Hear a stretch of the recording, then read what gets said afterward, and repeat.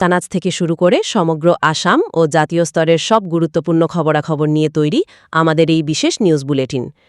প্রথমেই নজর দেব রাজ্যের রাজনীতির দিকে।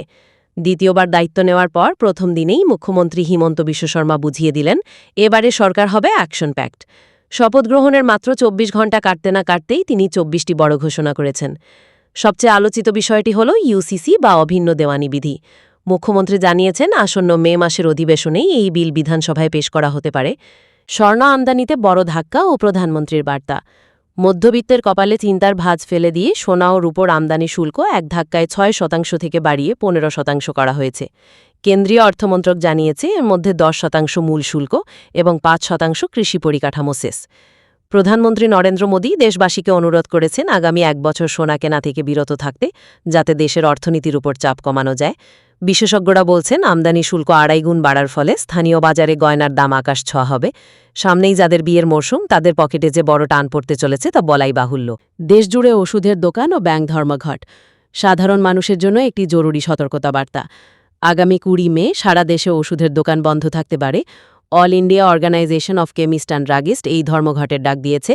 তাদের অভিযোগ, অনলাইন ফার্মেসিগুলো কোনো নিয়মনীতির তোয়াক্কা না করে ওষুধ বিক্রি করছে, যার ফলে বাজারে নকল ও ভেজাল ওষুধের রমরমা বাড়ছে। এতে জনস্বাস্থ্য ঝুঁকির মুখে পড়ছে এবং ছোট ব্যবসায়ীরা ক্ষতিগ্রস্ত হচ্ছেন। বরাকের জেলা শাখাগুলো এই বন্ধকে সমর্থন জানিয়েছে। আপনি প্রস্তুত হলে আমি পরবর্তী অংশে যাব। চতুর্থ অংশটি পাঠ করছি। আন্তর্জাতিক আঙিনায় ভারতের প্রভাব বাড়াতে আগামীকাল ১৫ই মে থেকে ৬ দিনের সফরে বের হচ্ছেন প্রধানমন্ত্রী নরেন্দ্র মোদী। এই সফরে তিনি মোট ৫টি দেশ ভ্রমণ করবেন। শুরুতেই তিনি যাবেন সংযুক্ত আরব আমিরশাহিতে। এরপর পর্যায়ক্রমে নেদারল্যান্ডস, সুইডেন, নরওয়ে এবং ইতালিতে উচ্চ পর্যায়ের বৈঠকে অংশ নেবেন তিনি। বিশেষ করে পশ্চিম এশিয়ার বর্তমান পরিস্থিতিতে তার এই সফর অত্যন্ত তাৎপর্যপূর্ণ বলে মনে করা হচ্ছে। সামাজিক যোগাযোগ মাধ্যমে কুরুচিকর মন্তব্য করে বিপাকে পড়েছেন শিলচরের এক যুবক।